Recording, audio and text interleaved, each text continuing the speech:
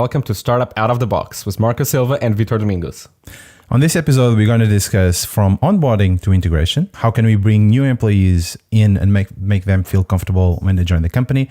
We're going to discuss also what skills should the founder prioritize, what should they focus first, hard or soft skills, and then also fashion police, right? So what should we have on our offices today? Should we have open office, closed office? What kind of furniture you're going to have there? So the first topic on onboarding, from onboarding to integration, it's about activities that we should do around our company when we get new employees, and what startups should do to have a better integration process.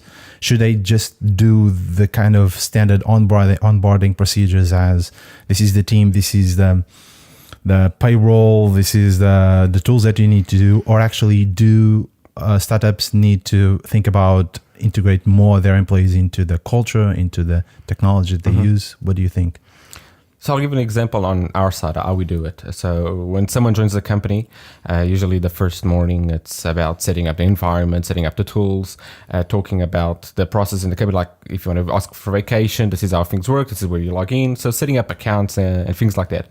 But usually before anyone just jumps into the code and the project and things like that, what we do is we create an account for each employee, to just like we would for any client that we have.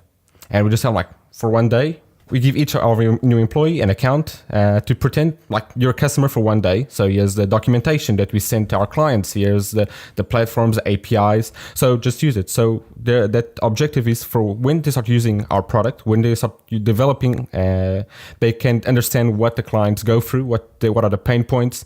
And it's a fresh set of eyes on our product. So while we might already be using... Well, it's just not the product, it's the whole workflow, right? Yeah, exactly. So pretend you're a client, just do what do you think clients should usually do? Read the documentation. And usually it's a fresh set of eyes on our platform. Then after that, on day 3 or 4, they already have new ideas and the questions, doubts. They say, well, you said on documentation this, but in reality, this is what happens. So it's a good onboarding practice because they understand what the client is going through. Okay. And after that, it's easier for them to jump into the project, to the different services we build and stuff like that, because they understand, okay, this is going to correlate to that part of the application or that part of the documentation. So it's an onboarding kind of technical, but kind of also focused on the customer side. And I think that's important. So because in the technical side, it's each individual will learn it with more time, more patience. It's a matter of just practice. But it also needs to have a bit of trade-off here, because when you look at normal companies, most of them, either startups or big corporations, they have the onboarding procedures, right? So everything related to HR, everything related to technology, who's who in the company, all of that kind of things that you need to go through. But then we have the new culture that appears on the current startups, right? The ping pong tables, the beer Fridays beers and stuff like that. So how do we actually... So it needs to be a middle ground between that kind of onboarding, but also integration. Because at the end, it's not just the whole standard procedure, but it's also making sure that new employees feel comfortable working with the company. They feel comfortable to go to their either line manager or director or CEO or CTO and ask questions and ask about the product. And that's important. So it's not just the whole standard procedure, but it's a bit more, and that's what we're going to share this article afterwards. It's a bit of the transition from going from this onboarding kind of activities to more integration. My take is that there are a lot of startups that they just do integration, a lot of integration, and not that much on it comes to onboarding. Most of them, they don't know the company vision, their products, or even their clients. So it's kind of 88 or 80, right? So you need a balance. You need a balance, But you also need to make sure, like you said, that each new employee feels free and open to express their opinions and their questions. Exactly. And that has to come since day one. So Also, on this new episode, we're gonna put 2 questions to our audience from this topic. 2 questions that we have is: what is, if you're a startup, if you're a company, if you work for a company, what is your onboarding and also integration activities? What do you think that's kind of necessary? What do you think that companies should adopt in the future? And the next question is: how actually can you make your employees feel more comfortable when they join the company? Is it give them new hardware, as we see a bunch of pictures on LinkedIn, new hardware, new computer, new mouse and stuff like that, and T-shirt and the paper pads and stuff like that. Swag. So, exactly. Or do we actually take them out for a dinner, for a lunch? What do you think? Tell us on the comments, and we're going to discuss probably this on the next episodes as well. So for the second topic now, what skills should an aspiring founder prioritize? Hard skills, soft skills, so technical skills or people skills? Vitor, from your experience, you can start on this one. Well, I think that the founders should have actually a focus on soft skills. Period. That's what it's more important for a startup when they actually start doing something. It's making sure that we discussed this in the previous topic. Making sure that new employees feel comfortable at the company. Making sure that everyone actually knows the vision. So it's not about hard skills. It's not about doing meetings or answering emails or having the technical knowledge of either HR or finance or anything else, but it is making sure that everyone is comfortable working, and also everyone knows the vision and knows what they need to do to make the company progress and be successful. Yeah, it's not saying that hard skills are not important for a founder. It's important when you're starting a new company. It's important for the founder to have this kind of the skills required to push that startup forward in the first couple of months, because it's going to be him and maybe someone like 2 or 3 new people. So everyone has to be involved in building it. But there should be a prioritization of the social skills on the founder side, because he's going to be the face of the company. He's going to be the one talking to clients. Yeah. And that is important to understand what the clients want, what's the gap. That comes from the social interactions. Yeah, exactly. And this is an article that was on Harvard Business Review, the magazine, and it's pretty much like a resume of what something that they ask for founders. And actually, the first 3 most important skills that a founder should have is founding a team assembly, right? Getting the first right employees. Exactly, employees. Then leadership. It needs to be there, and then actually product management. So we go to the hard skills. Because product team. The founder will be the first product manager, product owner. Yes. You should know what the product is that he's trying to sell. So the first skills is making sure that you have the right employees, making sure that they know about the company and you're actually leading them. Then comes product, any kind of management skills. So product, team, and actually selling, right? So go to customers and sell that to the. And that's a really hard skill, selling. It is, but it's what the 5th skill most wanted. That's what 72%. They say that this is important. Then we have the other skills like marketing, product design, strategy, finance, and engineering. So questions for our audience. So the questions would be: what skills do you think, in your opinion, what skills are important for a founder? If you created your own startup, what skills you wished you had when you created your own startup?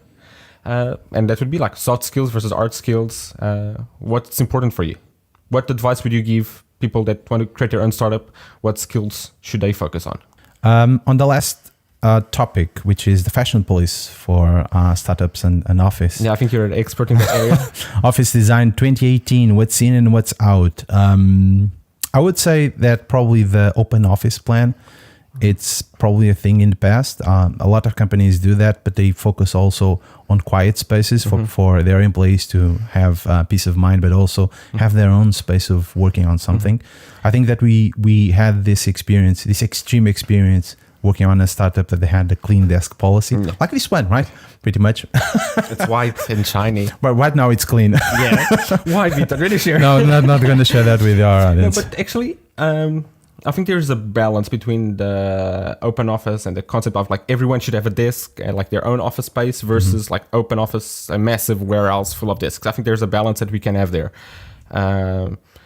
From an experience that we previously had, I think there was an interesting balance there.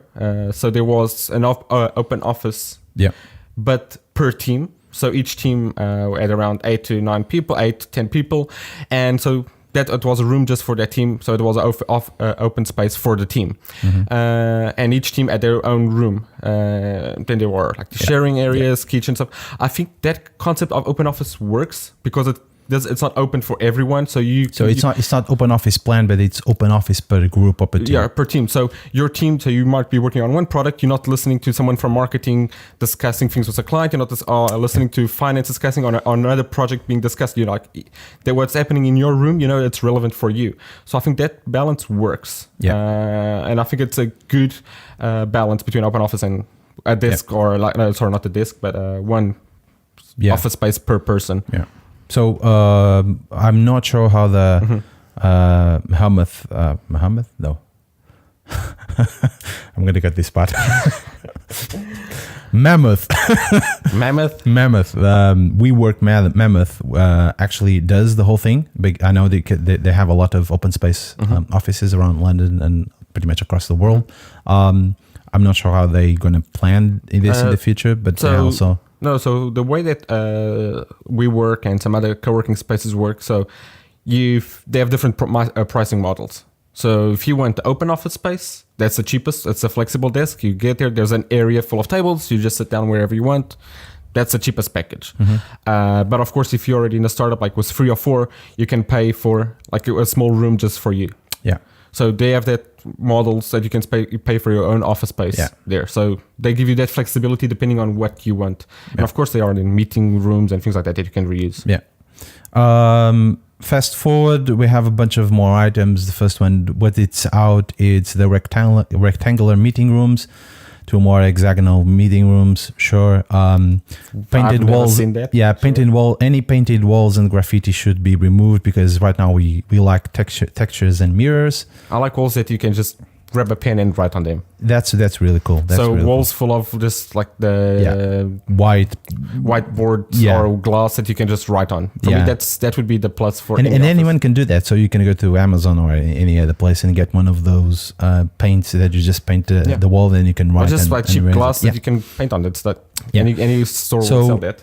What's out? It's low tech conference rooms, and what's in? It's the new tech conference rooms. Like to have those Surface hubs that Microsoft presented a few days ago. To try one of those beautiful screens that you can exactly. So that's maybe really someone from good. Microsoft can send us one to test. We have some space here. Yeah, we can get some space. Yeah. Now the other two is what's out? It's bright colors, and it should be different sets of colors, probably more warm. And the last one is this could be quite interesting, which is what's out. It's giving employees everything they need, and actually letting employees having their fun at home. So don't be Google. Bottom line is forget open space, forget office, just do remote things and work from home because that's pretty much what everyone wants. And if your team needs to get together, get a space in WeWork or whatever, and for 1 day or 2, and that's enough. Exactly. So, questions for our listeners. What do you think that it's going to be the future of the office space for this kind of fashion office police? Is it going to be open office, or is it going to be a closed office, or working from home? And the last question is. And this wasn't on the what's in and what's out. I just put this here. That's a perk. Yeah, exactly. What kind of perks should you have at the company? Should you have free meals? Free snacks, drinks. Exactly. Or should you just go out and have a conversation, go to the street, or buy your own food and have a relationship rather than just stay at work? Okay. What do you think? Tell us. Yeah, you see, I couldn't do office design. I'd look at these colors and brights and shapes. It's like, I have no clue. Right. So, and that's pretty much it for this episode number 13 of Startup Out of the Box. And it's Friday. It is Friday. That's gonna be perfect. That's fine. But it's not 13 the Friday. It's just the episode. But see you next week. Bye. Cheers. Cheers.